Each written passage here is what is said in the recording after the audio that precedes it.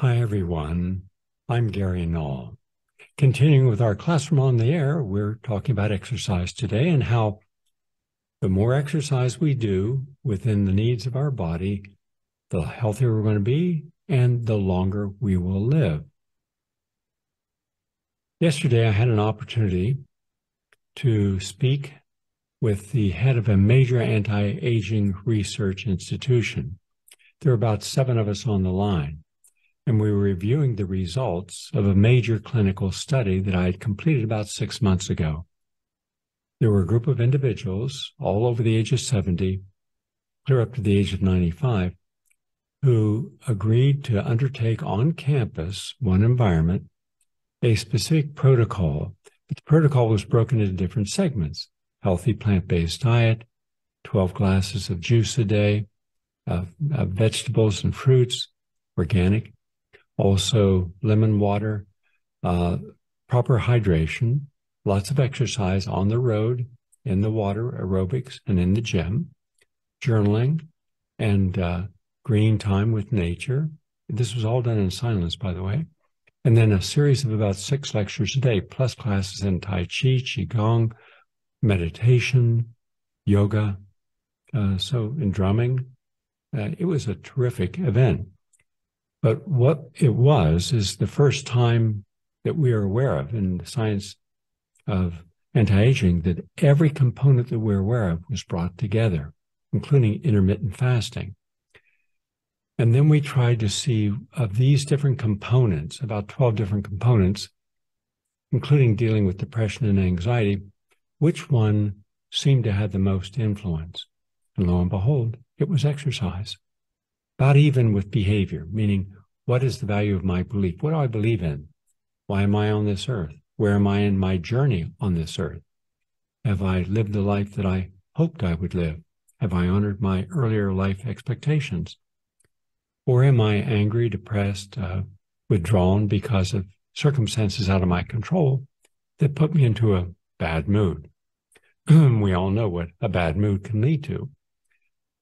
Now, jump ahead and ask yourself, how long would you like to live? It's a legitimate question. When you're younger, you don't think about it because you think you're immortal. Because we don't stop and think before we do things, say things. Will there be a consequence sooner or more probably later? We live our lives more often than not on impulsivity. We want something and we want it now, so we're going to do it. Jump back in time. For those of you over the age of 50, you may have experienced this. I'll just give a reference to my own family. I had a lot of aunts and uncles and great aunts and great uncle and my family itself. And here's what the word was. The moment you're over 40, you take it easy. Over 50, really take it easy. And if you were 60, spend your day sitting in that nice, comfortable chair and reading a book. In fact, you remember back then they had book clubs, and people prided themselves on all the different books they could read.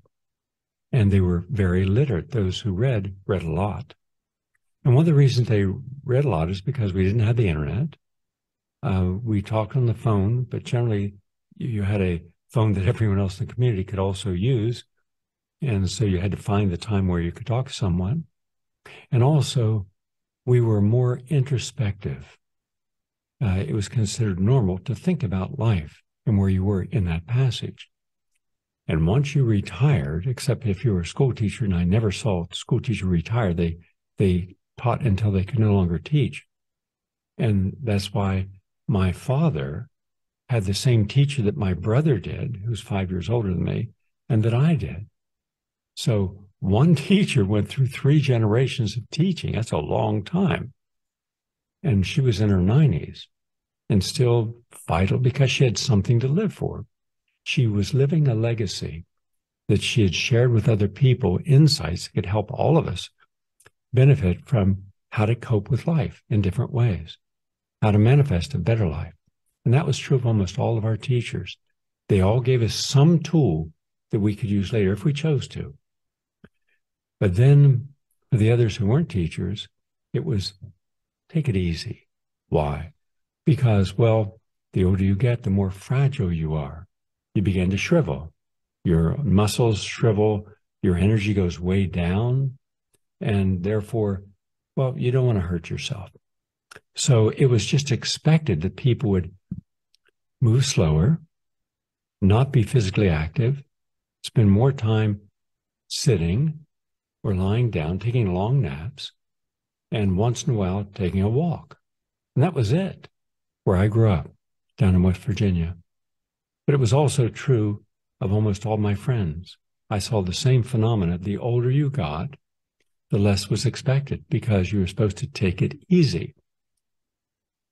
The reality, just the opposite. What do we know now? The older you are, the more you should exercise. Why? Because at a certain point, generally in the mid-30s to the early 40s, depending upon how you've lived and the choices you've made, you begin to lose muscle.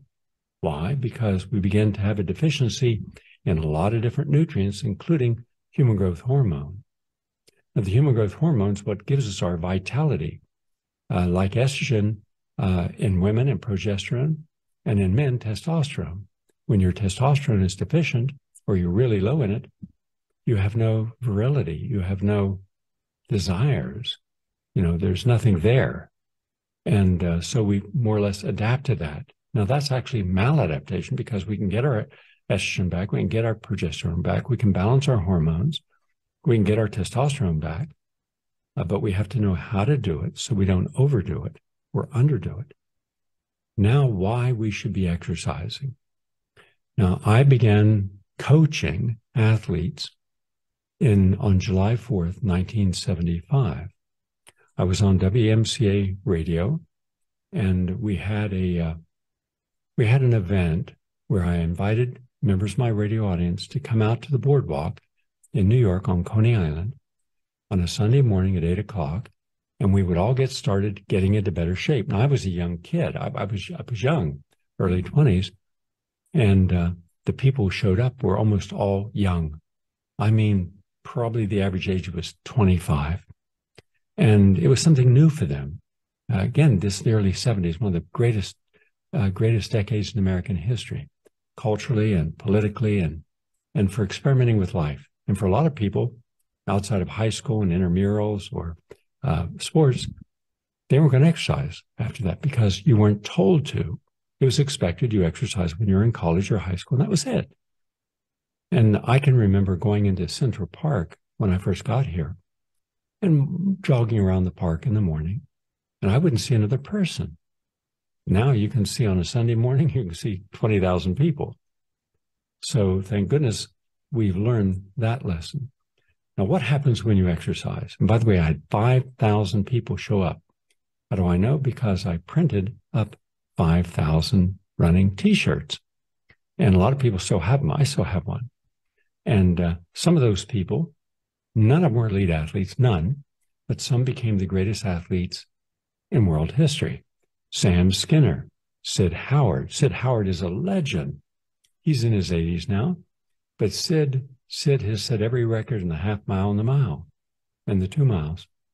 And Thelma Wilson. And these are literally legends, yet they were just average people.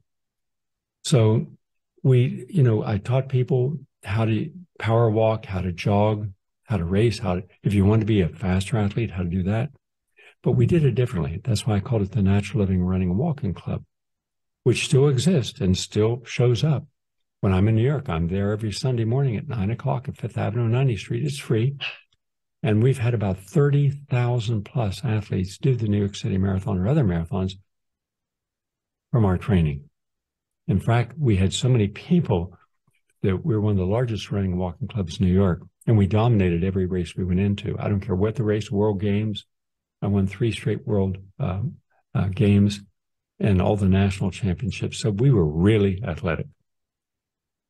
Why? What happens when you exercise? Even light exercise. First, in the brain, you secrete some hormones, and these are called endorphins.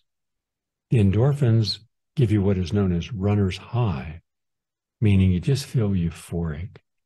You don't feel stressed, even if you have stress in your life. You feel relaxed and at ease. And the longer you run, the more it kicks in. And that can last for about 6 to 8 hours. So if you did a 45-minute workout in the morning and another 45-minute workout in the evening, you've got 12 hours a day that you're feeling really good.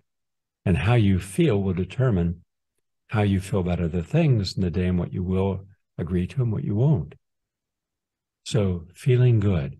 And by the way, it's very similar to what illicit drugs do without any of the negative side effects. Next, you end up reducing what is called body mass index. That's the additional fat around your abdomen and your thighs and your buttocks. Now, why is that important? Because almost every study shows the higher your body mass index, the more diseases you become susceptible to, including heart disease, stroke, diabetes, what we call metabolic disorders. The lower that body mass index, the healthier you become and the more you prevent those diseases. Also, you look better. You can see your abs.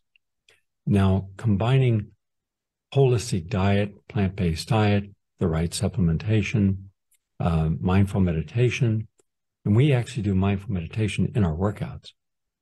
And I'll just give you one more thing about, several more things about exercise. So you reduce your body fat, that allows you to live longer and prevents diseases. Then also, you're stronger. You increase endurance, strength, stamina, flexibility, all within that exercise. So that's all good. So it allows you just to have more strength. Now, every year, starting at the age of 17, I've taken a photograph of myself. Nothing to do with ego or narcissism, nothing at all. It's because I wanted to challenge myself, because I never saw anyone, not a single person in my family or all my friends in my hometown, who got healthier the older they got. And also when I came to New York, I didn't see anyone who was healthier the older they got. So I wanted to see, can I change that? So I began to take a picture, just put on the trunks, make some muscles, front, side, back. And I've done that every single year of my life. In fact, you can see my current photographs if you go up to GaryNull.com and then look under photos, photo gallery it's called, and then you'll see all the pictures I took in 2022, the last one just about 3 weeks ago. And why? Because I'm also showing people how to grow fruit and vegetables in their own backyard, even if they live in a northern climate, Minnesota and Wisconsin, Michigan. You can still grow things if you know what you're doing. And I show people how to grow hydroponically, how to grow sprouts on your tabletop. I'll get to that in another one of our classes. But in any case, here in one morning, there's 2 separate shots, one at the beginning of the year and one at the end. I have a bowl, and the bowl is so big, I have to put it on a bench. And in there is pineapples, grow the pineapples, cut the top off. But anyhow, I'll tell you how to grow everything, which is fun. And there's nothing better than going out in the morning and harvesting something you've grown. The pineapple is so sweet and it's chemical free. It's all organic. I had a pineapple. I had a dragon fruit. There's 3 types of dragon fruit. There's the white flesh, the yellow flesh, and the red flesh. The red has the most antioxidants and carotenoids in it. Remember, the color of a plant is what give you the beta carotenes, and that helps your immune system. So anyhow, I had that. I had passion fruit, bananas. I grow about 15 different types of bananas. And I also had mango, papaya, and star fruit. And let's see, one other. Persimmons. Now that was just that morning. So each morning I go out and I harvest stuff that I give to the animals and that I eat. And so I take these pictures just to show you what you can do. If I can do it, you can do it. And how you deal with trees. And again, that's a separate video that we will play for you. From seed to salad, what you need to do to make that happen. Growing a tree, How do you maintain it? How do you fertilize it? How do you keep it healthy and irrigate it? What happens when it grows tall and no more fruits? Well, that's because the energy is going into the growth. You cap it. You cut it off every year after the fruit has come out. And therefore, your fruit is within, let's say, 6 feet to 8 feet, like a 2 to 3 foot. Yeah, it's interesting. See all these trees that are that size, but 1,000 fruit grow on a tree. 1,000 lychees grew on a tree this past year. So those are the photographs I'm showing you. And then I show you, for example, there's one shot of me in my kitchen where there's at least 2 bushel baskets. A bushel basket holds about 40 pounds of fruit, of lemons. Now, that's all lemons that were on the ground. I never pick a lemon or an orange or fruit off a tree. I wait till it drops, because then it's the ripest it can be. And you see pictures of that. And that's all around a track. I have a 1/4 mile running track. And that's all in the middle of the track. All this stuff is growing. In any case, take a look carefully at the pictures. And then you'll see pictures from every year of my life. And you think, wow, Gary's got the same body, same muscles, same abs, same ripped body he had when he was 17. Yeah. And that's not because of genes, that I can assure you. That's because of intent, discipline, and the idea that the older I get, I want to get healthier. Now, to prove this, about 2 months ago, I did the Florida State Championships. I set a record in the 2 mile, and I also got the gold in the 3,000 meter. What was interesting is when I got home, I hadn't opened up the packet. They give you a medal, but they also give you your time, official time. I said, wow, could this be right? So I called back the director and I said, do you want to double check the times? He said, yeah. He said, this is the time. I said, okay. That's the fastest race I've done in 5 years. So the idea that you have to get slower the older you get, well, I just disproved that for myself. So it depends upon how much effort we're willing to put into something to maintain balance. Because what is the whole purpose of the aging process? To maintain balance between wanting to still have a life, have energy, have desire, be able to do things, and not feel infirm or weak or out of shape. And also the time it takes and the knowledge it takes, the tools it takes to maintain a balance in your life so you're not obsessive about something. In any case, so I suggest you do the same. I suggest you take a picture of yourself from 30, 40 years ago. Then take a picture today and put them side by side on your computer. And then say 12 months from now, I'm not going to look like I do. I'm going to look more like I did back then. And I'll be showing you how to do that. All right? Because when I look at all my friends from high school, most are dead. Most died in their 50s or 60s. Why? Because they didn't think there'd be a consequence to the drinking, the smoking, the non-exercising, the taking the drugs, etc. And there is always a consequence sooner or later, either a positive consequence or a negative consequence. Now, what else helps me when I exercise? I can meditate. In fact, I created this system where when we're running, one eye is ahead, but the other eye is down on the ground. Or close your eye. And what happens is you're able to take the difference between the left and right hemisphere of the brain and put yourself into a meditative state. And you just are aware of yourself. It's a mindful meditation. You're mindful that you're power walking or running, but you're also aware of your breathing. You're enhancing your lung capacity. You're enhancing oxygenation. And the more oxygenation into the body, the better it is. The more the cells get oxygen, micro cells in the arteries, carotid arteries, et cetera, taking oxygen to the brain, which allows your mitochondria, the energy factories in every cell, to flash.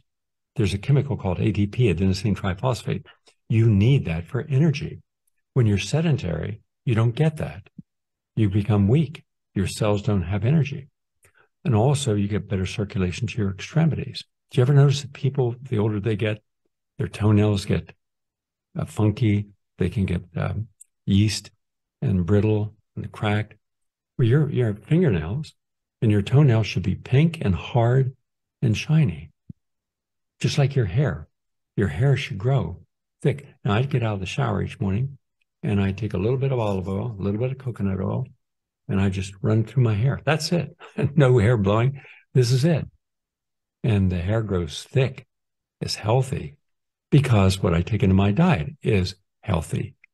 Healthy, clean diet, good bacteria in the stomach, good digestion, no bloating, no gas, no distension, no constipation or diarrhea, because conscious awareness of what you want to achieve, a good digestion, maximum assimilation, and getting the nutrients into the cell and the debris out. But you have to pay attention to it. You have to want that. You can't find what you're not looking for in life. If you're looking for happiness, it comes within you.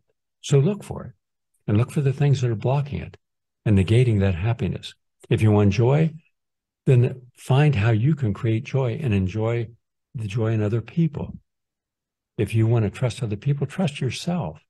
Now, sometimes your trust will be misdirected and people that you trust will betray that trust. Okay, that's just part of life. Don't let that be an albatross around your neck that makes you feel bad about yourself and a victim. No. So when we were out there running, and there might be 80 of us together at the same pace, I asked people to train at the pace with other people.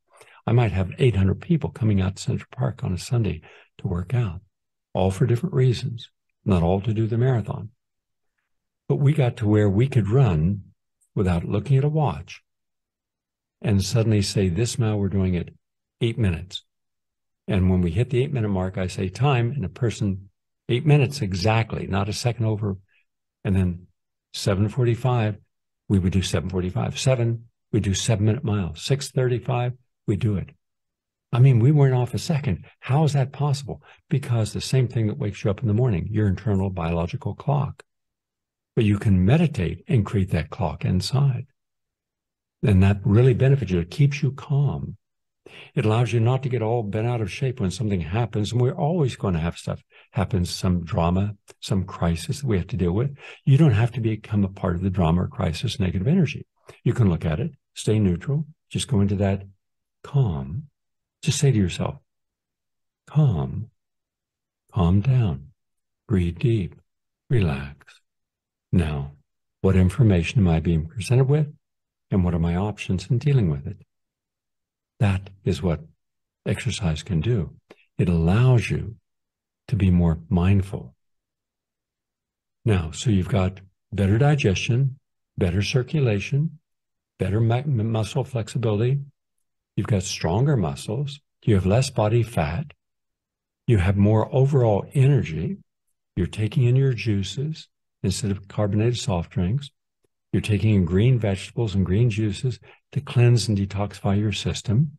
You're taking, before you exercise, you take the nutrients that trap the free radicals that exercise creates. You see, here's something people don't realize.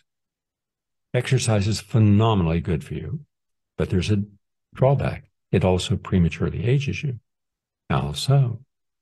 Because when you breathe in and you exhale, inhale comes the oxygen, exhale carbon dioxide. That creates what is known as oxidative stress. Now, there's a lot of ways we create oxidative stress. Stress itself causes oxidative stress. Smoking, alcohol, all these things we do to ourselves can create oxidative stress. Being in a toxic environment, oxidative stress. So, what can we do to compensate? So we get all the benefits of the exercise and none of the limitations of prematurely aging, because oxidative stress creates free radicals. And the free radicals damage our cells. How often? About 10,000 gene alterations per cell per day. Just do the math to show you how phenomenal that is. Let's just say, for argument's sake, you have 50 trillion cells. Depends on your body size and your muscle mass, etc. Well, multiply that times 10,000. So it's 50 trillion times 10,000. You're dealing in infinity numbers. So let's just say that you take vitamin C and coenzyme Q10, L-carnitine, magnesium, and calcium. Cayenne, one capsule at a heat at about 40,000 heat units, which thins the blood. That prevents stroke. And it increases circulation, and vitamin E with tocotrienols. Now, and potassium, and you get that from coconut water.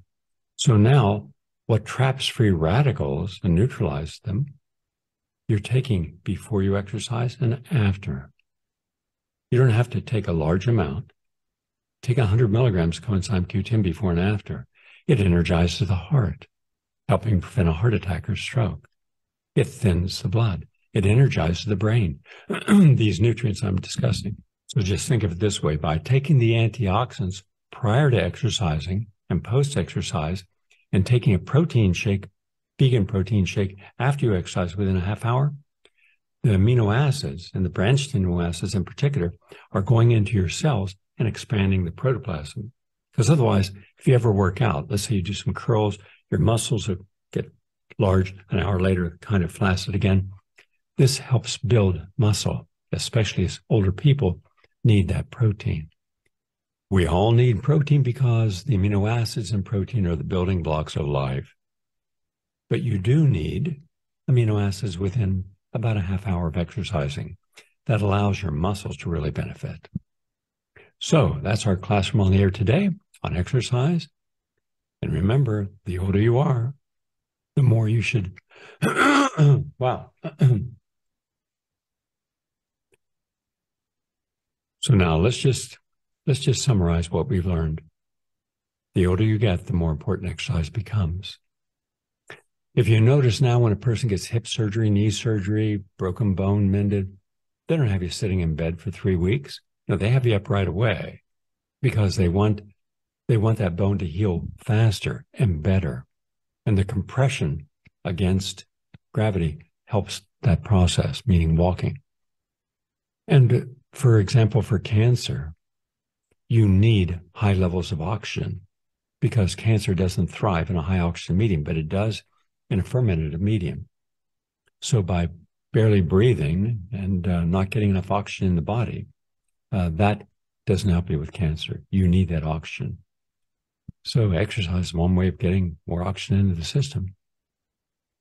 Have a nice day, everyone, and thank you for watching. And go to GaryNull.com and also go to PRN.Live. PRN.Live, what's that? Well, how about some of the most intelligent, incisive, humane individuals you're ever going to hear in the media? People like Ralph Nader, people who care about you and helping you have better choices to make in life. Oh, and by the way, it was Ralph Nader who created the Clean Water Act, so your water is safer to drink. Clean Air Act, so that industries just can't pollute the air without consequence. Clean Food Act. Oh, and you know, when you want to get a refund for a missed flight or something on a plane, he created that act. Oh, and your seat belts, that was him also. Over 200 different acts. This person was not a politician. He was never elected in the office. But he had more influence in causing more laws to be passed than any lawyer or legislator I'm aware of in American history. Yeah, he's a part of the Progressive Radio Network every week. He is the best of the best.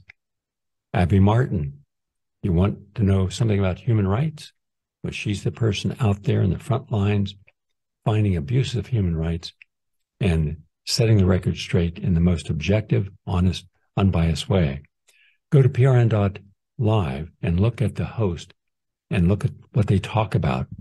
And I'm sure you're going to find many hosts who are going to say, I could use that information on my computer. Yeah, I'm not a geek. I don't know the computers, but this guy does a computer show that's terrific. Oh, and this person over here on the economy and what I should do to make sure I have my savings for the future and invest properly. Richard Wolff, yeah, Professor Richard Wolff, one of the best economists in the world. And on gardening and on health. So take advantage of it. It's free, by the way, and it's non-commercial. Go to PRN.Live. See you tomorrow with more information from our classroom on the air. If you would like to stay updated and see more content, you can follow PRN on Twitter at live.prn and YouTube at Progressive Radio Network. Make sure to like, share, and subscribe. Thank you again for listening to PRN, the home of progressive voices.